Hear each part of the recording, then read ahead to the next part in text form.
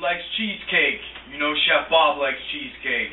So the recipe of the day is a good, high-protein, lower-calorie cheesecake. And today's cheesecake we're going to make, and what I highly suggest is getting a springform pan. You can order these off Amazon. They kind of have a little clip on the side, and you just kind of come right apart. They're real nice. They're real great for cheesecakes. They work great for making other protein baked goods, but if you're making a cheesecake, I highly recommend getting a 6-inch or an 8-inch one. For this recipe, it's a bit smaller, so that's why we're using a 6-inch. But if you want to increase it a little bit, you can, and it would fit well in an 8-inch. But for today, we're going to be making a protein cheesecake. Now, to start things off, the oven is preheated at 250 degrees. I will write in the directions the exact recipe and the exact cooking directions, and I'll go through it right now. So first things first is our wet ingredients. We're first going to beat 8 ounces of cream cheese, which I have here. Everything I'm using today is going to be lower fat. My diet's year-round, lower in fat. If you want to use higher fat, by all means, to help shoot your calories and macros, doesn't bother me.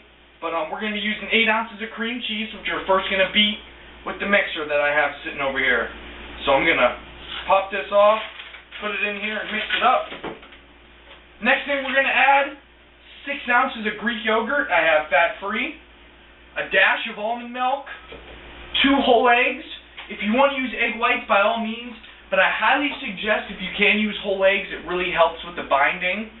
We're going to use 1 scoop of the cinnamon Swirl Cellucor Core Performance Whey. A dash of ground cinnamon to give it a little bit more flavor. 1 serving of the sugar-free, fat-free Jell-O pudding mix. This helps with binding and mixability. And about 1/8 of a cup of Splenda. I'll give it a little bit more sweetener. Now, very simple, very easy recipe. I'm going to start by mixing up and beating the cream cheese to a thick consistency. Now, once we beat our cream cheese to a thick consistency, we can add in all of our dry ingredients, which I have in this bowl. Very simple. Next, we'll add in our Greek yogurt. So I'm going to take my 6 ounces of Greek yogurt here, just use a spatula to get out the rest, and we will go for a mix, as so. So get the rest of that out of there.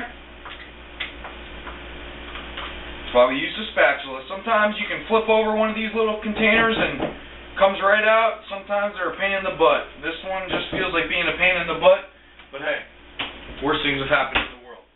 So I'm going to mix this up with just a dash. It's going to be about 10 grams, but I mean, this is almond milk, so I mean, it's not very caloric dense. I mean, 1 cup is 40 calories for crying out loud. So the batter's very thick. It pretty much won't even move, but we still have to add the eggs. So I'm going to be using 2 whole eggs in this recipe. So when we add eggs to a cheesecake, it's very crucial you add 1 at a time and always use on the lower power. This helps bind everything together. It also prevents cracking in your final product. So we're just going to crack real easy. Boom. Like so. And everything on a low speed. So I'm just going to use speed number 1, and I'm going to make sure I go around for at least a minute, repeat the process with the second egg, and then we're going to finally start to cook our cheesecake. So I'll be right back. All mixed up and ready to go. Alright, like I said, we're preheated at 250. We're going to cook this at 250 for 30 minutes, and then jack up the heat to 300 for 50 minutes. Cheesecakes take a long time. It's supposed to be like this, but it's all good. The final product, it's well worth it, let me tell you. So I'm going to take my cooking spray in my 6-inch springform pan and make sure I coat it very well.